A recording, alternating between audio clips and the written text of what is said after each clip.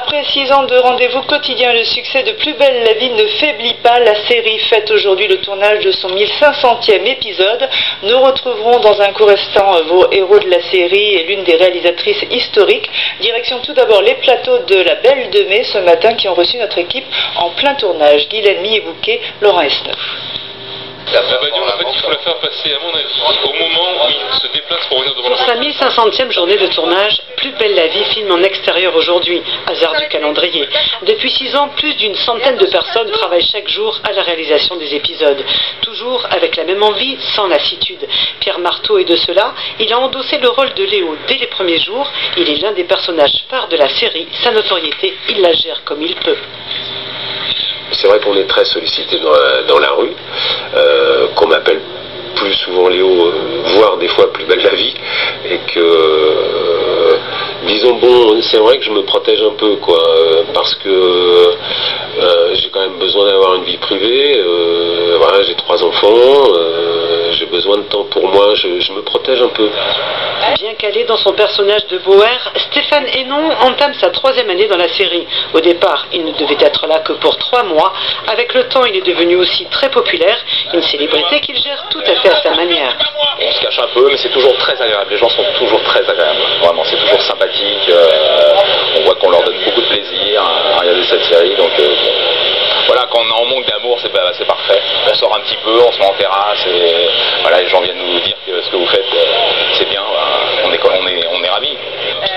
Avec plusieurs centaines d'emplois par mois, Plus belle la vie a un poids économique de 20 millions d'euros sur la région. Près de 350 techniciens y travaillent. Certains sont même passés par ce que l'on appelle désormais l'école Plus belle la vie. Il y a eu une école Plus belle la vie et nous avons formé nos propres techniciens au fur et à mesure de nos besoins. On a attrapé les petits jeunes stagiaires qui le méritaient. On en a fait des professionnels au fur et à mesure, ce qui fait qu'aujourd'hui on a un bon vivier de personnel dans la région et c'est pour cela qu'il y a de plus en plus de productions qui viennent tourner à Marseille parce qu'il y a aujourd'hui de quoi tourner à Marseille. Et ça tourne! Malgré le changement horaire de sa diffusion passé à 20h10, le feuilleton de France 3 a réussi à maintenir un audimat stable.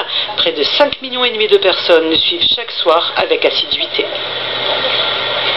Et nous retrouvons 2 des personnages phares de la série, Aurélie Vanet qui joue Ninon et Stéphane Hénon qui joue Jean-Paul Boer, on vient de le voir. Alors répond celui qui veut, 1500e épisode, c'est une belle performance, mais est-ce qu'il n'y a pas une certaine lassitude pour vous après tout ce temps? En 6 ans, on a vécu beaucoup de choses et beaucoup de rebondissements dans les intrigues, dans nos vies personnelles aussi par rapport à la série, par rapport à la gestion de la popularité, tout ça. Et je pense que ça nous tient en éveil. Il y a toujours des périodes où on s'en va pour retrouver un peu de bonheur et de plaisir de tourner. Et au final, 1500 épisodes sont quand même passés très vite. Alors c'est vrai que le succès n'était pas gagné au début. Vous imaginiez en démarrant l'aventure qu'elle durait aussi longtemps et avec un tel succès? Oli, vas-y, hein, t'es là depuis le début, moi ça fait que 3 ans que je suis là. Au tout début, on n'avait pas du tout d'idée de ce que ça pouvait donner parce que déjà on se rendait pas compte de ce qu'impliquait une quotidienne et puis on savait pas quel accueil on aurait, donc moi personnellement j'imaginais pas ce que ça donnerait, non. Alors Stéphane Hénon, votre personnage a beaucoup évolué ces derniers temps. Est-ce que vous essayez d'influencer les scénarios?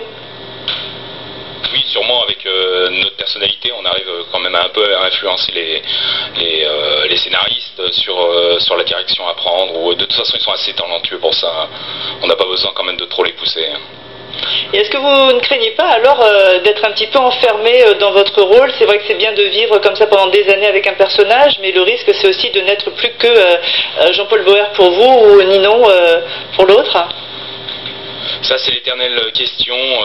Nous on fait notre travail, on est comédien, on a la possibilité de travailler tous les jours, de jouer tous les jours, c'est quand même formidable de faire ça.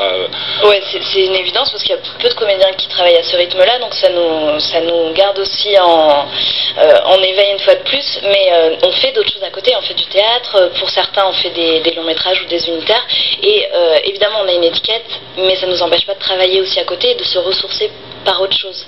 Ça, c'est important de le dire. Et puis comme on le sait, il n'y a pas de recette dans ce métier, sinon on serait tous des stars.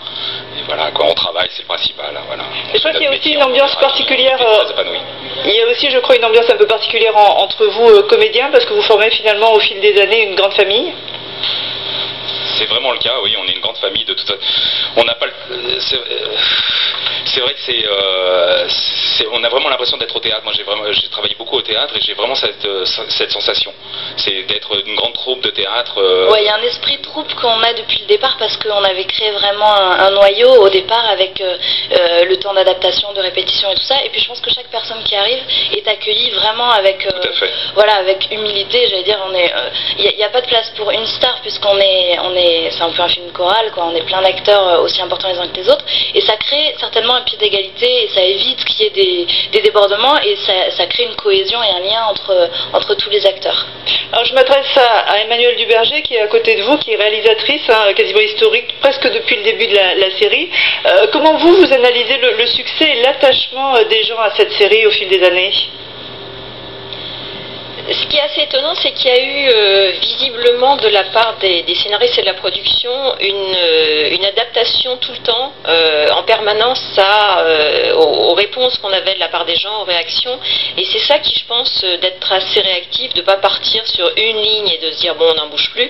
C'est ça qui, je pense, a fait pas mal cette espèce d'affection croissante entre le public et puis la série. Alors pour vous, réalisateur, faire un épisode par jour, c'est une vingtaine de minutes, c'est une mécanique qui est très très huilée. Il faut que ce soit huilé parce que d'habitude en téléfilm on fait à peu près 5 minutes utiles par jour, là on fait 20 et je pense que ça vient beaucoup de la cohésion entre les équipes. On est aussi au niveau des équipes techniques une grande famille, et c'est vrai qu'on arrive à avoir une belle complicité, ce qui fait qu'on travaille plus vite parce qu'on se comprend à mi-mot, il n'y a pas besoin de la période de découverte, d'adaptation, etc. Donc du coup c'est vrai que ça va vraiment plus vite. Merci beaucoup tous les trois d'avoir été avec nous en direct dans le journal Ce Midi. On se quitte.